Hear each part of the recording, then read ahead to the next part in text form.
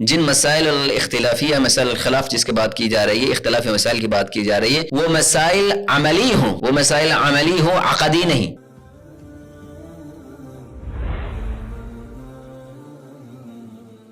الحمد لله رب العالمين والعاقبة للمتقين والصلاة والسلام على سيد الأنبياء والمرسلين نبينا محمد وعلى آله وأصحابه أجمعين، أما بعد۔ السلام عليكم ورحمة الله وبركاته، أهلا وسهلا مرحبا بكم جميعا۔ الحمد للہ ہمارا یہ سلسلة دروس في كتاب العلم للشيخ العلامة المحدث الفقيه الأصولي محمد بن صالح العثیمین رحمہ اللہ رحمۃ واسعہ،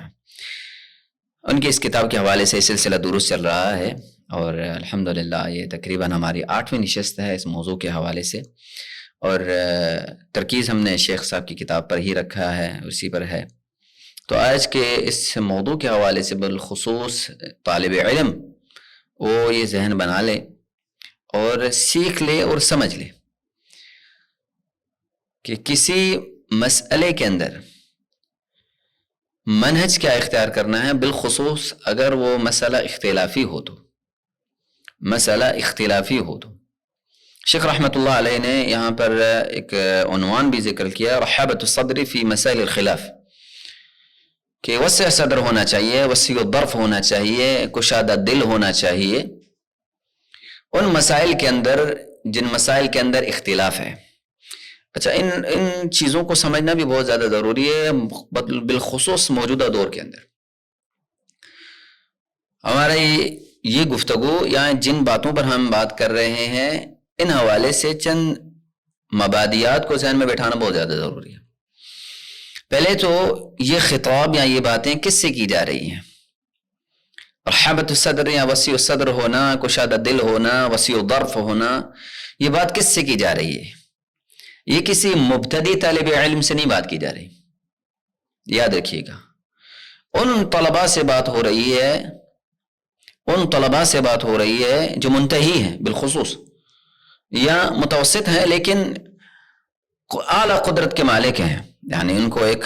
ملکہ اس میدان کے اندر علم بھی ہے، ان کے حوالے سے بات ہو رہی ہے۔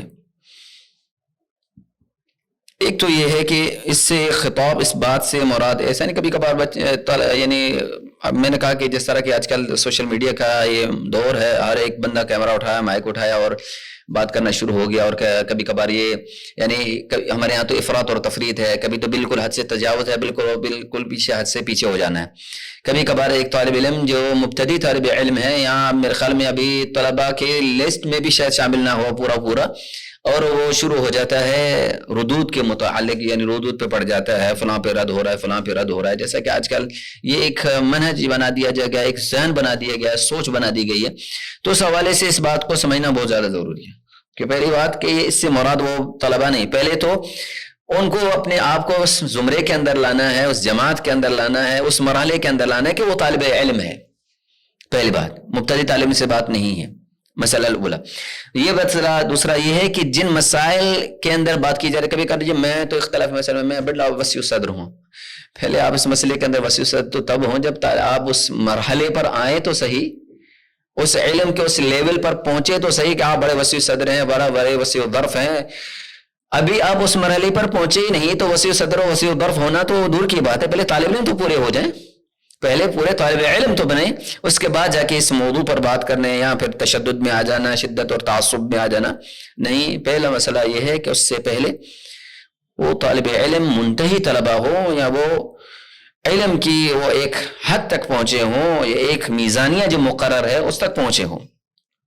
نمبر 2، یہ مسائل جن کے بارے میں بتا جائے، یعنی ہم تو یہ بات کریں کہ وہ مبتدی طالب جس کو یہ پتہ نہیں کہ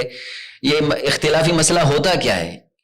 جس مسئلے کو کہا رہا ہے کہ اختلافی مسئلہ، وہ اختلافی مسئلے سے مراد کیا ہے، اس خلاف اور اختلاف سے مراد کیا ہے، یہ بھی تو پتہ ہونا چاہیے، جس کے اندر اس کو شدت اور یعنی وسعت صدری کا وہ مظاہرہ کرنے لگے ہیں، تو اس سے پتہ تو ہونا چاہیے کہ اختلاف ہے کیا چیز۔ نمبر 2، اس کے اندر دوسرا اصول یہ ہے، جن مسائل الاختلافیہ، مسائل الخلاف جس کے بات کی جا رہی ہے، اختلافی مسائل کی بات کی جا رہی ہے، وہ مسائل عملی ہوں، عقدی نہیں، اعتقاد کے ساتھ وہ تعلق بالکل نہیں رکھتے، اگر عقیدے کے ساتھ رکھتے ہیں تو یہ مسئلہ یہ یاد رکھیے گا کہ اس کے اندر یہ دو رائے والی بات تو ہے ہی نہیں. اور اس فرق کو سمجھنا بھی ضروری ہے کہ مسائل عملیہ کون سے ہیں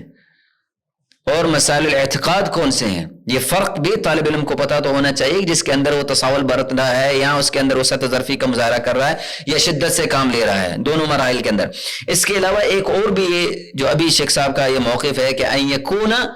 رحبت صدر، کہ وہ طالب علم وسعت صدر والا ہو، کشادہ دل رکھنے والا ہو دوسروں کے لیے. یہ تیسرا مرحلہ ہے جو شیخ رحمۃ اللہ علیہ نے یہاں پر ذکر کیا ہے. چوتھی بات اس مسئلے کے اندر یاد رکھ لینی ہے کہ یہ مسئلہ جس مسئلے کے اندر اختلاف ہو رہا ہے یہ مسئلہ کوئی ابھی نہیں، اور یہ وہ مسائل ہیں جس کے اندر صحابہ کے اندر بھی اختلاف رائے موجود تھی، اختلاف رائے موجود تھی. پانچواں مسئلہ کہ جب کہ اس مسئلے کے اندر ہم بات کر رہے ہیں وسعت صدر جو ہم لفظ کر رہے ہیں، وسعت صدر کا معنی یہ ہے کہ کسی کے اختلاف کو برداشت بھی کر لینا. اگر میرے رائے سے کسی کو اختلاف ہے تو اس رائے کا احترام بھی ہونا چاہیے، اس کو قبول کر لینا چاہیے، اس کی رائے کو سن لینا چاہیے، حتیٰ کہ اس کو حدود اسلام سے نہیں نکالنا، جیسا کہ ہمارے یہاں آج کل منہج اور موقف بنا دیا گیا کہ اگر میری رائے کے مخالف ہے تو بالکل اسلام سے باہر نکل چکا ہے، اور جو حدود اربع اسلام کی میں نے اور آپ نے سمجھی ہوئی ہیں ان سب سے باہر نکال کر دیا، یعنی میرے ہی رائے حرف اخیر اور حرف انتہا ہے، اس کے علاوہ کچھ بھی نہیں ہے. ایسا نہیں ہونا چاہیے، بلکہ جب یہ کہا جائے کہ رائے یعنی وہ مسائل مجال فیہا للرأی جس کے اندر رائے اجتہاد کا یعنی دروازہ کھولتا ہے، یعنی مراد یہ کہ ایک نص ہے جس سے دونوں ہی حق کو حاصل کرنا چاہ رہے ہیں اور دونوں ہی حق کے متلاشی ہیں، عناد نہیں ہے اور تعصب نہیں ہے بلکہ حق کے متلاشی ہیں. کسی میں اگر اختلاف ہو بھی جائے تو اس کے اندر انسان کو وسعت ظرفی کا مظاہرہ کرنا چاہیے، اس میدان کے اندر تعصب سے بالاتر ہو کر دوسرے کا احترام ہونا چاہیے، اگلے کی بات سنی جائے، اس کو قدر اور منزلت کے نگاہ سے دیکھا جائے. واللہ العظیم اگر سلف صالحین کے منہج کو دیکھا جائے تو بڑا صاف شفاف آپ کو ایک مرحلہ نظر آئے گا، بڑا صاف اور شفاف آپ کے سامنے ایک موضوع نکھر کے سامنے آ جائے گا، بات واضح ہو جائے گی. امام شافعی رحمۃ اللہ علیہ رحمۃ واسعہ جن کے بارے یہ جسے میں ابھی ذکر کرنے لگا، امام ذہبی نے اپنی کتاب سیر اعلام النبلاء کے اندر اس بات کو ذکر کیا ہے کہ ان کے طالب علم ان کے تلمیذ رشید یونس بن عبد الاعلی جو معروف تھے یونس بن صفی کے نام سے، صوت کے ساتھ یونس الصفی کے نام سے مشہور تھے. وہ کہنے لگے ناظرت الامام، کہنے لگے میرا کسی معاملے کے اندر اپنے استاد محترم سے ایک ویسے واقعہ ذکر کرتے ہیں لمبا چوڑا ہے کہ اس موضوع کے اندر یونس بن عبد الاعلی اور امام شافعی کے درمیان لمبا مکالمہ ذکر کرتے ہیں جس کی کوئی سند اور اصل نہیں ہے. البتہ یہ جو ذکر کر رہے ہیں یہ امام ذہبی نے اپنی کتاب سیر اعلام النبلاء کے اندر ذکر کیا. المہم فرماتے ہیں جب میں نے کسی مسئلے کے اندر ان کے ساتھ بحث مباحثہ جب بات ہوتی ہے، مناقشہ ہوا اس مسئلے کے اندر، قال ثم افترقنا، پھر ہم جدا ہوئے، الگ ہو گئے، اٹھے نکلے باہر. جب مجلس ختم ہوئی سبحان اللہ امام شافعی رحمۃ اللہ آئے اور بعد میں آتا انہوں نے آ کے میرے کندھے پہ رکھا ہاتھ، اور بعد میں اخذ بیدی انہوں نے میرا ہاتھ پکڑا. جملہ ارشاد فرمایا کہ یونس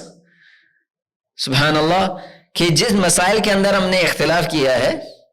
اختلاف تو اپنی جگہ پر برقرار ہے، لیکن اس کا مطلب یہ تو نہیں کہ ہمارے درمیان اخوت اور بھائی چارہ اور محبت بھی ختم ہو گئی. مسئلہ سمجھے گا، یعنی اختلاف ہے اپنی جگہ پر. آپ یہ دیکھیں کہ امام مالک رحمۃ اللہ علیہ لیث بن سعد فقیہ مصر دونوں کے اندر بڑا اختلاف تھا، یعنی مسائل کے اندر اختلاف ہے، اختلاف الرائے ہے کئی مسائل کے اندر. امام اللیث فقیہ المصر لیث بن سعد فقیہ المصر وہ امام دار الہجرہ مدینہ المنورہ، دونوں کے اندر اختلاف رائے موجود ہے، کئی مسائل کے اندر اختلاف تھا. خاص طور پر یہ مسئلہ جو امام مالک رحمۃ اللہ علیہ کے یعنی اصول میں سے ایک اصول تھا کہ عمل اہل المدینہ، اس بات کو امام لیث نہیں مانا کرتے تھے، یعنی کئی اس مسائل پر بحث مباحث سے یہ بھی باتیں ہوئی. لیکن آپ یہ سوچیں جب ان کی تاریخ میں پڑھیں، سیرت میں پڑھیں، جب امام مالک رحمۃ اللہ علیہ نے اپنی بیٹی کا نکاح کروانا تھا، امام لیث بڑے مالدار تھے، انہوں نے امام مالک نے خط لکھا اور ان کی طرف بھیجا. انہوں نے ایک اونٹ لدا سامان سے بھرا، کچھ پیسے یعنی پیسے بھی نقدی بھیجے، عطر تحائف بھیجے، باوجود کہ اختلاف اپنی جگہ پر ہے، اختلاف اپنی جگہ پر ہے، لیکن اخوت، محبت، ہمدردی وہ اپنی ہے، وہ ختم نہیں ہوتی. یہ ہے وسعت صدر کا معنی. ہمارے یہاں یہ نہیں کہ بس میرے مسئلے سے اختلاف کیا تو بات بھی ختم، ملنا جلنا ختم، قطع تعلق ہی ہو گئی، اسلام سے ہی خارج کر دی، یہ والا معاملہ قطع نہیں. تو مسئلہ سمجھ لینا چاہیے کہ ہمارے ہاں اصول پہلے کیا ہونا چاہیے. اور یہ مسئلہ صحابہ کے درمیان بھی موجود تھا، یہ اختلافی مسئلہ. یعنی یہ یاد رکھیے گا کہ وہ مسائل جن کے اندر دونوں ہی حق کے متلاشی ہیں، مسئلہ سمجھنا ضروری ہے، جس کے اندر دونوں ہی حق کے متلاشی ہیں اور دونوں ہی نص کے پیروکار ہیں. یاد رکھیے گا دونوں ہی نص صحیح کے پیروکار ہیں، اور جس کے اندر رائے کا دخل موجود ہے، اجتہاد کی جگہ موجود ہے. اس مسئلے کے اندر کسی کو رد نہیں کرنا، یعنی اتنا رد نہیں کرنا کہ اسلام سے ہی نکال دینا. ہاں اپنی طرف سے اپنے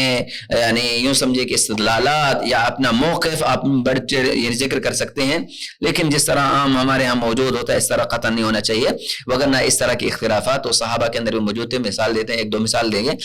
کہ کس طرح ان کے اندر وسعت ظرفی تھی، وسعت صدر تھی، کشادہ دل لی تھی. نبی علیہ الصلوۃ والسلام کے زمانے میں آپ صلی اللہ علیہ وسلم صحابہ کی ایک جماعت کو بنو قریظہ کی طرف بھیجا اور کہا کہ آپ نے عصر کی نماز وہاں پڑھنی ہے، عصر کی نماز وہاں جگہ پڑھنی ہے. جب وہاں پہنچے، جب عصر کا وقت ہو گیا اور وہ صحابہ وہاں پہنچے نہیں تھے. اب کچھ صحابہ نے کہا کہ عصر کا وقت ہو گیا تو عصر کی نماز یہاں پڑھ لیں راستے میں ہی.